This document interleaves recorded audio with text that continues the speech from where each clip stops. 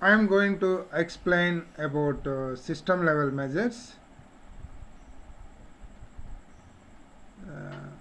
Here in VLSI, our aim is to reduce the power consumption using different algorithms or techniques. If you go for, I will explain here. If you go for your laptop or mobile, and what techniques you are using to reduce the power consumption in system level. Here you can say this is assume that it is a mobile, so internally we know that it is having that is RAM is there, and ROM is there, of course, that is memory card is there, memory card, and ALU is there. So everything is internally it is a processor. But what techniques are used to reduce the power consumption, what algorithm in a system level?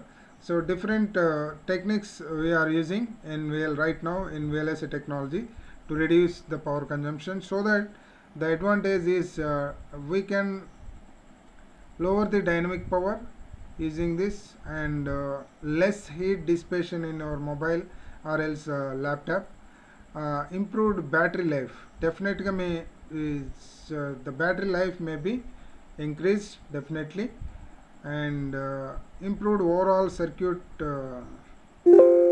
battery performance and reliability. So it may get that is out of that is instead of 2 years, it may get that is 5 years. We can use the same mobile if you are used that is optimized techniques. So here you can say this is an complex algorithm, and this is an optimized algorithm, for example.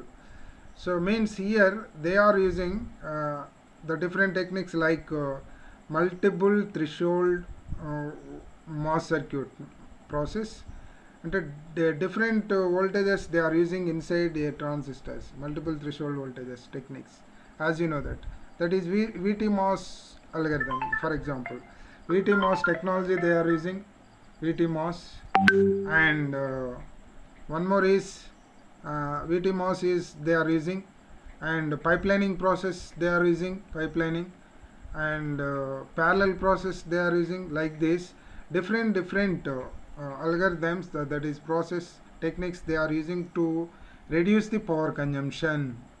That is the main importance in VLSI while chip design. So here you can see this original data. Of course, this is reduced data switching activity. They are using that is compressed data to send, and here you can see this gate. This is very important techniques in VLSI, and they are using that is gate with gating, that is clock gating they are using. They are using when you are required only we are using the gate clock signal using gate, otherwise you can stop. This is without gate. So this is the important techniques to reduce the power consumption will VLSI. And same thing here, instead of sending the transitions, so extra transitions, they are sending directly that is the data. So this is one more optimized techniques to reduce the power consumption. Here also you can say this, instead of sending binary data directly, you can use some that is redundant techniques, that is gray code, some other codes techniques are used to send the data. So finally our aim is to reduce the power consumption in VLSI whatever you are using, but you should go for reliability, you should go for power consumption, reduce the power consumption, you should go for less heat dissipation, what techniques you are using. So that is about system level measures while designing a chip or mobile or laptop or any other chips in VLSI. Thank you.